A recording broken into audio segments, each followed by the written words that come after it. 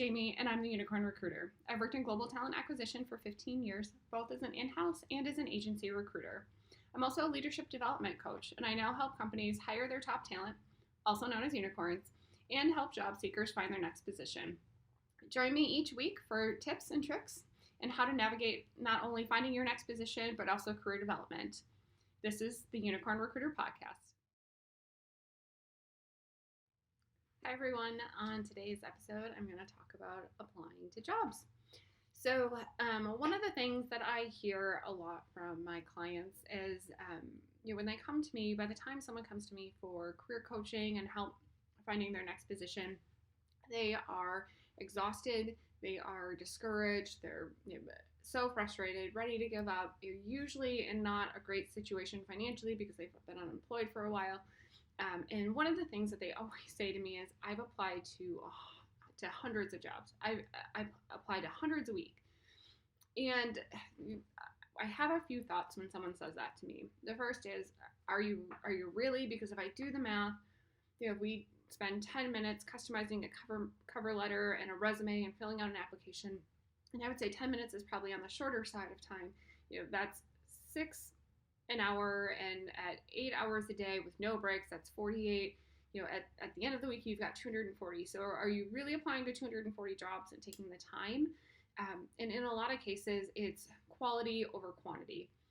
Now, I will say that there's a few things that happen when people are able to apply to hundreds of jobs, because I've had people show me spreadsheets of hundreds of jobs that they've applied to that week. In a lot of cases, they are applying to LinkedIn quick apply job postings. And as a recruiter, I use these too. I have used these at other companies. Now, what I will say is that a couple of things can happen. Some companies have LinkedIn really well integrated, and those quick apply applications go right into their ATS. I have never worked at a company that has, and I worked at several billion-dollar companies. So what would happen for me is I would go through my ATS and all the resumes that I had there.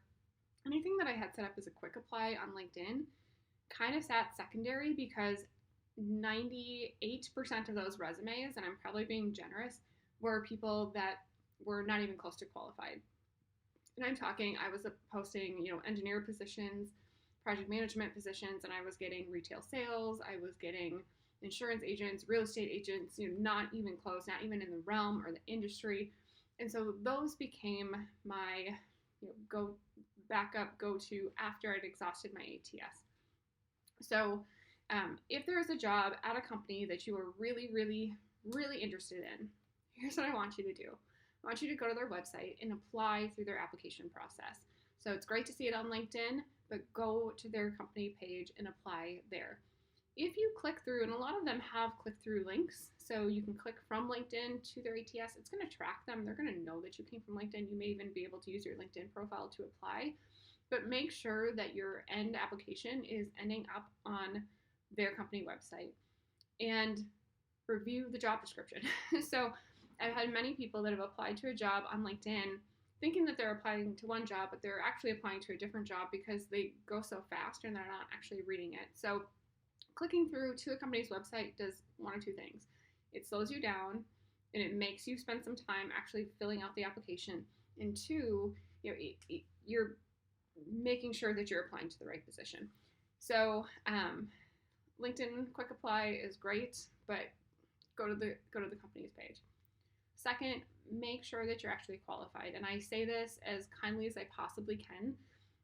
In a lot of cases, when people are telling me, I applied to these jobs and I just don't understand, I'm getting rejected, I'm not getting calls back, I'm not getting interviews.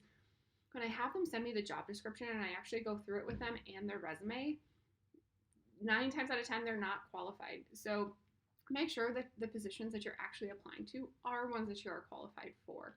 So go through the job requirements, go through the skills and the actual qualifications, and make sure that you have those. So, having a bachelor's degree in psychology is not going to be the same as a bachelor's degree in engineering.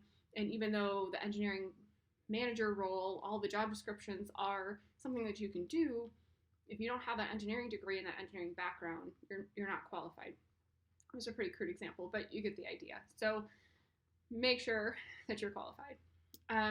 The next thing that I tell people is, are you actually spending time customizing your cover letter and your resume? And again, I say this very kindly. A lot of people have submitted to my job application or my job postings over the years with a cover letter that had some other company's name or a completely different title, or maybe they had the company right, but my name was wrong, and it was someone that didn't work at my company. When I would look them up, it would be a recruiter at another company or one of our competitors or something like that. So really make sure that you're slowing down and you're filling out your cover letter details. I share a cover letter example or template on my website. I have all the areas highlighted that you need to interject your opinions, your thoughts, your experience, and take out, company names and put in your company names, that type of thing. Make sure you're taking the time to actually do that. So quality over quantity. The other big piece of all of this too is, in a lot of cases when people are telling me that they've applied to hundreds of jobs, they are applying to only remote jobs. So remote startups, remote first companies that they maybe have never even heard of, but they're only remote. And I am pro remote. I have been remote for 7 going on 8 years. There's a lot of discussion about hybrid versus remote versus on site. I would say most jobs can be remote, and that might just be a product of my age, but regardless, at what point in your job search is your break point? And I tell people this as kindly as I possibly can. If it is coming down to losing your house, not being able to make your mortgage payment, not being able to make your car payments, not being able to feed yourself or your kids, at what point does remote not become a priority? So prioritize the positions that you're applying to. Make sure that you're not just going after hundreds of remote positions. Start looking at hybrid positions.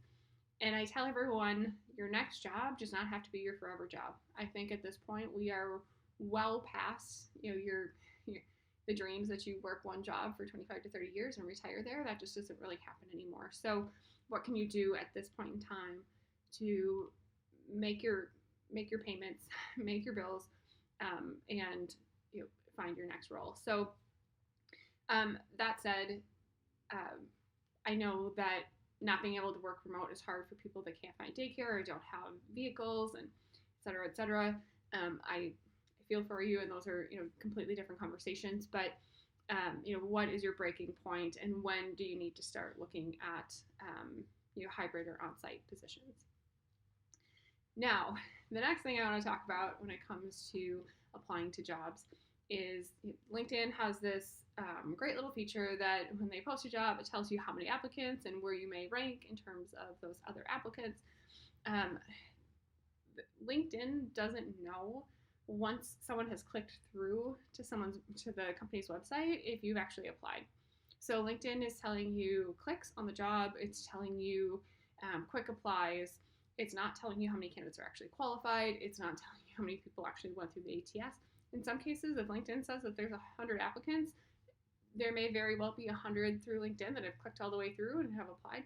They may have 3,000 in their ATS. You have no idea. So take that number for a grain of salt, I guess, or with a grain of salt is what it is. Still apply. If you are interested, truly interested in the company, apply, follow them on LinkedIn, connect with their leaders, with their HR people, with their recruiters, show interest in the company. I joke with some of my counterparts that I can give people advice over and over and over again, and it's probably about like the 4th or 5th time that it actually resonates, and that they then start repeating my own advice to me. So the more times your name shows up on applications, on LinkedIn, in social media, the more familiar you are with them, the more familiar they are with you, the more likely you are to get some recognition or get someone to reach out to you. So that was a lot of information on just applying. If you have any questions, reach out to me at info@unicornrecruitmentandcareerservices.com. I could probably make this a whole hour-long podcast on applying, but for today's purposes, that is the show. And good luck.